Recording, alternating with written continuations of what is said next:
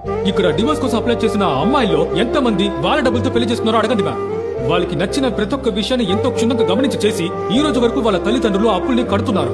ప్రతి ఒక్క రూపాయి నిన్ను అడిగి ఖర్చు పెట్టాలన్నది బానిసత్వం అయితే, చెమట చెంది కష్టపడి సంపాదించిన డబ్బుల్ని కుటుంబం, భార్య, పిల్లలు, చదువులు, మందులు, మాత్రలు, అప్పులు ఇలా అన్నిటికీ ఖర్చు పెట్టేసి తనకంటూ ఒక్క రూపాయి కూడా ఖర్చు పెట్టుకోలేని ఆ మగాళ్ళు కూడా బానిసలే కదా మేడం. నువ్వు సంపాదించిన డబ్బుని నేను ఖర్చు పెట్టుకోలేకపోతున్నానన్న దానికన్నా నేను సంపాదించుకున్నది నేనే ఖర్చు పెట్టుకోలేకపోతున్నానన్నది ఎంత దారుణంగా ఉంటుందో చూడండి మేడం. ఇందులో మగాళ్ళకి ఫైనాన్షియల్ ఇండిపెండెన్స్ ఎక్కడుంది మ్యామ్?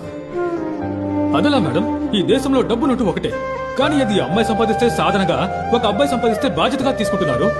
నువ్వు మగాడివి, నేను ఆడదాన్ని, నువ్వెందుకు నాకు లేచి సిటీ వాళ్ళ బస్సులో కూర్చో, నువ్వు నేను సమానం అని చెప్పడమే మ్యామ్ ఫెమినిజం. నువ్వు మగాడు, నేను ఆడదాన్ని నుంచున్నాను చూడు లే, ఇలా చెప్పడం సూడో ఫెమినిజం. ఇక్కడ పురుషాధిపత్యానికి స్త్రీ ఆధిపత్యానికి అంత పెద్ద తేడా ఏం తెలియడం లేదు మ్యామ్ మాకు. నిజం చెప్పాలంటే ఈ పెళ్లి విషయంలో ఈ 50-50 అనే విషయమే లేదు మ్యామ్. నేను వంట చేస్తాను, నువ్వు అంట్లు తోము, నేను ఇడ్లీ చేస్తాను, నువ్వు పచ్చడి చెయ్యి. అసలు 50-50 ఇది కాదు మ్యామ్.